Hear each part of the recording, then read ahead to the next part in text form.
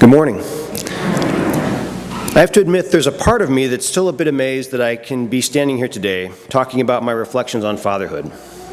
Like many gay men, part of my struggle to come to terms with who I was involved grieving the knowledge that I probably wouldn't be able to be a father.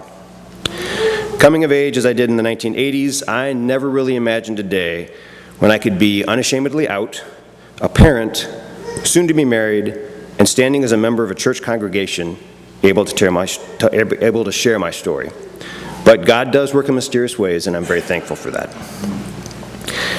About 3 months into our relationship, Mike and I began to have periodic conversations about kids.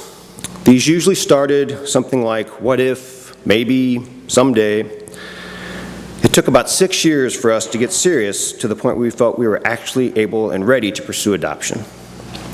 You see, we never really expected that anyone would trust us with kids. It was a sentiment that was reinforced by the sometimes not so subtle feedback of the various adoption agencies we met with. And when you grow up being told you're a deviant, you really start to believe it. Then one morning on accident, after a string of false starts, we happened to see this TV ad for an agency in Portland, Oregon that took a different approach to adoption. A quick phone call got us connected, and I can't tell you what a difference their positive attitude made for us. From that point forward, we worked with people who started sentences about our pending parenthood with when, not if. Cole came to us quite quickly, as these things go. About 3 months from the time we finished the paperwork, we got a phone call that started with, "You've been picked by a birth mother who will probably deliver tonight." We were on our way to the airport to go back to Ohio, where Mike's mom was going to get married to his stepdad the next day.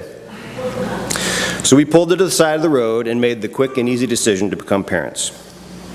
And I have to tell you that despite reading volumes of books, having endless discussions, and enduring way too many seminars, we were in the end just two clueless men with no sense at all about what we were about to encounter.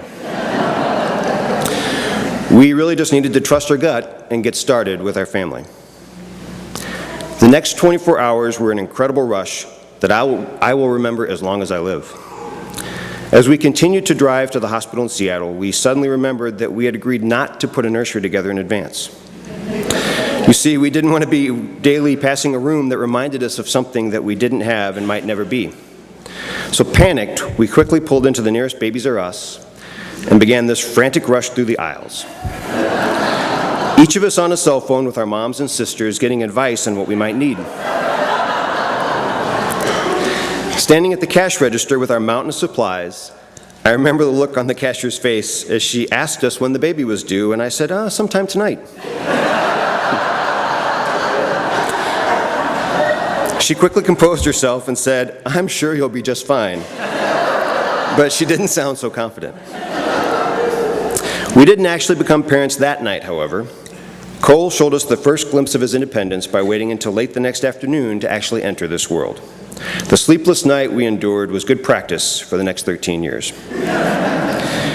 After waiting for what seemed like forever, the birth process itself was pretty quick. The doctor turned and handed the baby to me and gave Mike the scissors to cut the cord. I was speechless.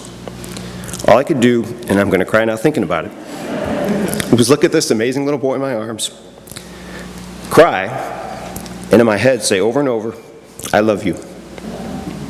I will never ever forget that moment. Holding him, loving him, and experiencing both total fear and complete calm at the same time. The experience of Grant coming into our family was much the same. We were home on a Friday night. By this time, we'd lived here in Minneapolis. And we got a call saying, "You've been picked by a birth mother who will probably give birth tonight." We had about 2 hours to catch a flight from Minneapolis to Medford, Oregon, and we arrived just barely before Grant was born. Again, the memory of the first time I held him is seared into my brain, with the same overwhelming crush of emotions and love. As we stood there, surrounded by the birth mother's family and friends, 4-year-old Cole looked at the nurse and asked if it was a boy. When the nurse replied yes, Cole said, "That's good, because you have to be a boy to live in our house."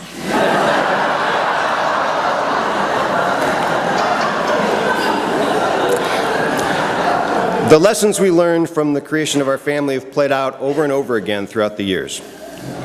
First, despite our best efforts to prepare, it's amazing how often you have to just wing it. The nurses at Swedish Hospital in Seattle really didn't know what to make of us.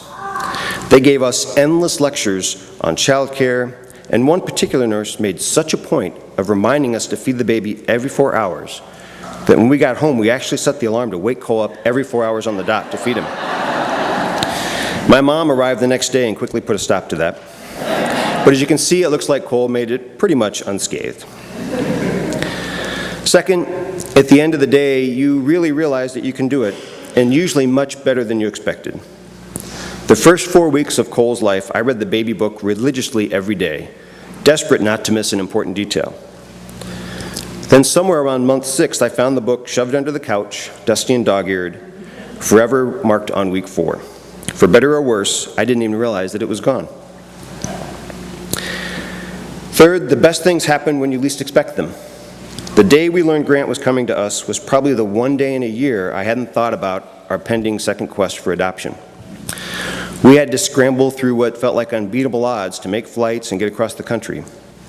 And of course, the day after Grant was born, the Minnesota government shut down, delaying our return home for about a week. It was meant to be, however, and it was a good reminder of the power in trusting God to help us figure things out. And finally, and most important, I think the best lesson is don't miss the little moments. I had one yesterday as I watched the boys playing. These brief times in life when everything seems just right and perfect are a great gift from God to us all. Psalm 8, I think, is unusual in that it encourages us to thank God for all that we have, rather than some of the previous Psalms that contain petitions for relief. We have great opportunities to come to the Lord in thanks and recognition for all that He's bestowed upon us. I, for one, have an incredible amount to be thankful for. On this Father's Day, I give thanks for all the blessings the Lord has given me. Thank you, Cole and Grant, for letting me be a father. Thanks, Mike, for coming along this journey with me. And thanks, God, for leading us along the way.